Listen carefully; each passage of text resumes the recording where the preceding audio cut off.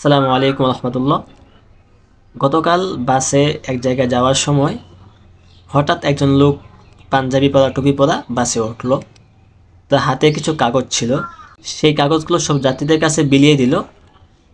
সেখানে লেখা ছিল যে অমুক জায়গায় একটি মসজিদ বানানো হচ্ছে, আপনারা যে যেমন পারেন দান করেন, মসজিদের কাজে সহযোগিতা করেন। কিন্তু এখানে আফসোসের বিষয় হলো যে পৃথিবীর সর্বোত্তম একটি ঘর, আল্লাহর ঘর, তা নির্মাণের জন্য এভাবে কালেকশন করতে হয়। এটা কি ইসলাম বা শরীয়ত কি একটি মসজিদ নির্মাণ করার জন্য এভাবে কালেকশন করার বৈধতা দেয়?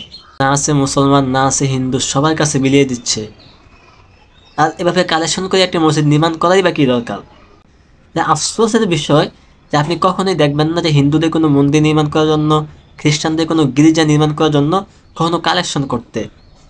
কিন্তু পাড়ায় পাড়ায়, মহল্লায় মহল্লায় মসজিদ নির্মাণ করার জন্য কালেকশন করতে হয়। এটা কি লজ্জার বিষয় না মুসলমানদের জন্য? এদেশে 91% মুসলমান, এই বাংলাদেশে 91% মুসলমান। 91% মুসলমানের দেশে মসজিদ বানানোর জন্য এভাবে কালেকশন করতে হয়। দেখো, আমার কাছে, আমি যদি হাসতেছি কিন্তু আমার কাছে খুব কষ্ট লাগছে বিষয়টা দেখা, এবং লজ্জাও লাগছে যে একটা মসজিদ নির্মাণ করবে, সেটার জন্য কালেকশন করতে হবে কেন? যে এলাকায় মসজিদে নির্মাণ হচ্ছে সেই এলাকার লোকেরা কি জানে না যে মসজিদে জামাতের সাথে নামাজ পড়া তাদের জন্য ওয়াজিব? যদি সেই এলাকার লোকগুলা জানেই, তাহলে ওরা নিজেদের জীবনযাপনের জন্য সকল আসবাবপত্র ব্যবস্থা করতে পারে, ঘর বানাইতে পারে, আসবাবপত্র সব কিছু নিয়ে জীবনযাপন চলার জন্য যা কিছু প্রয়োজন সব কিছু করতে পারে। এটা মসজিদ নির্মাণ করতে পারে না? একটা মসজিদ নির্মাণ করার জন্য মানুষের কাছে 1 টাকা, 2 টাকা, 5 টাকা কেউ দেয় না, কেউ ধমক দিয়ে দেয়। এমনি কালেকশন করতে হবে মসজিদ বানানোর জন্য? এমনি কালেকশন করে মসজিদ বানানোর বাকি দরকার?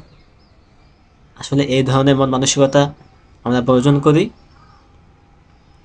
মসজিদ আল্লাহর ঘর, পৃথিবীর সর্বোত্তম একটি গৃহ, তা বানার জন্য, তা নির্মাণ করার জন্য মানুষের কাছে এভাবে 1 টাকা, 2 টাকা, 5 টাকা এমনি কালেকশন করে আমরা বন্ধ করি, যাতে করে আমাদেরকে দেখে বিধর্মীরা না হাসে যে মুসলমানদের একটি ইবাদতখানা তৈরি করার জন্য মানুষের ধারে ধারে যাইতে হয়।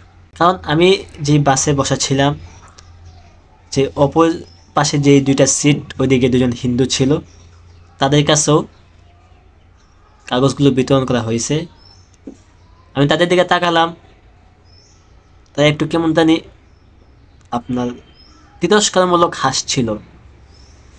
তাই ভিতর থেকে যেমন কষ্ট লাগছে, আবার লজ্জাও লাগছে যে একটি মসজিদ নির্মাণ করার জন্য এভাবে মানুষের কাছে 1 টাকা, 2 টাকা, 5 টাকা, 10 টাকা কালেকশন করতে হয়।